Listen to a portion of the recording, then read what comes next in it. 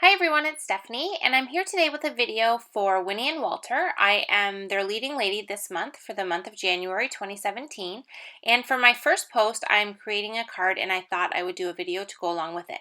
So I'm going to be creating a little window card here, and we're going to be using this fun little background stamp here. This is called the Mini Scenery Marbleized Stamp, and this is going to stamp that great kind of marble pattern that you can see on the clear stamp there. So I decided I wanted to emboss it with black, but I don't like to use black embossing powder. I find that it's very messy and it's really hard to contain. So I prefer to use VersaFine Onyx Black ink. It's a really sticky, really dark pigment ink, and it stays wet for a little while, so it gives you a chance to put some embossing powder on it. So what I like to do is just use this ink and then use clear embossing powder and then emboss directly over top. And you'll see when I heat this up and emboss it, it makes it look like I've actually used black embossing powder, even though it's really clear over black ink. So I just went ahead and completely heat set this and got it all embossed.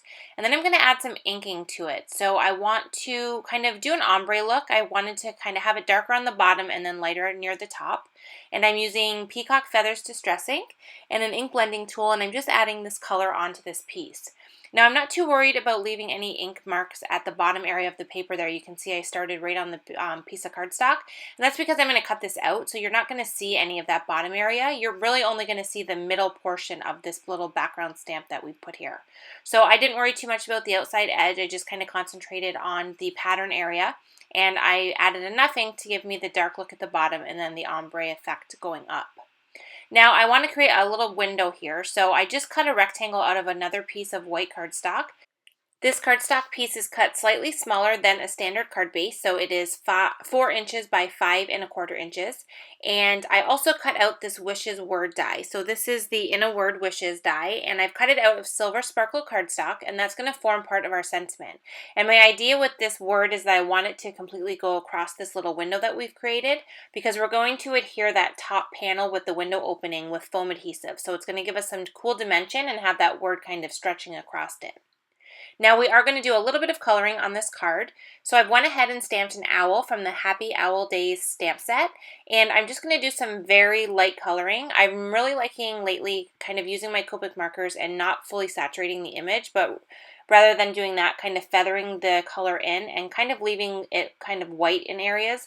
I just like the soft look that this gives, and I'm just kind of liking this a little bit more right now than fully saturating the image. So I just added some grays to his body, and I was going to originally do his scarf aqua, and then I realized it would probably blend in too much with the background. So I changed that to green, and then I added some light color to his face and then some pink to his cheeks, since he is outside and it's chilly. And then I'm just going to take the coordinating die and I'm going to cut him out. Now, I want him to kind of be perched on the Wishes word. I want it to kind of look like he's sitting on top of it, and then that marble in the background is going to kind of depict the sky.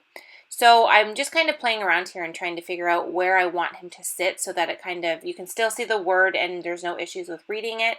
And then I ended up deciding to go to the left side of the word, and that's because I'm going to do some stamping directly on his belly.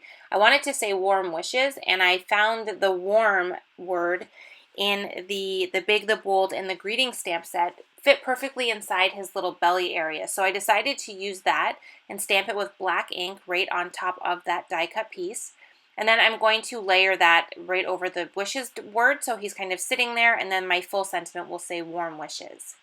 So now I've went ahead and trimmed down that piece that we created, and like I said, I'm just kind of making it just big enough to kind of fit behind that window. And I adhered it on there with foam adhesive, and that's just going to kind of lift it off a little bit.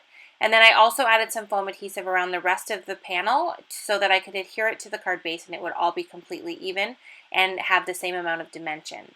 So now I have it on the card base, and you can see I have the great black border kind of around the edge of that panel. And then I have that panel kind of lifted above that piece there, and then we get the great texture of the embossing as well. So it's just kind of a lot of great different things working together here to give this card design kind of a fun, different look. So now that I have the background created, I can go ahead and adhere the sentiment and the little owl. So because this sentiment is going to go across this window area, we need to make sure that we reinforce the middle area of the word. We don't want it to kind of sag down into that opening since it is raised with foam adhesive. So I'm just taking my foam adhesive and cutting it into really tiny pieces, and I'm just adding it behind the letters that are going to be directly over the window. So I just kind of keep putting the word over the window to figure out what letters will be there, and then I'm just adding the foam adhesive to those letters, and then I'm just going to use liquid glue for the end of the word so that they can adhere down onto the white panel. So I'm going to adhere the word first, so I'm just going to kind of line it up and figure out exactly where I want it and just kind of eyeball it to get it straight. And then I'm just going to push down in the center area and let that foam adhesive adhere to the background piece. Then I'm just going to push down on the ends of the word, and the liquid glue is going to help them to adhere to the panel. Now for the owl, I also added some foam adhesive to him. I put it directly in the top area of his body, and I made sure not to put any under his scarf because that's going to overlap onto the white panel. And I'm just kind of working him in here and tucking him in so he's kind of behind the H but sitting on the I and the S. And it kind of worked out perfect that he is sitting here because it was really hard to get the top of the I back on since it's not attached. So I didn't have to worry about that since the owl is sitting directly on top of there.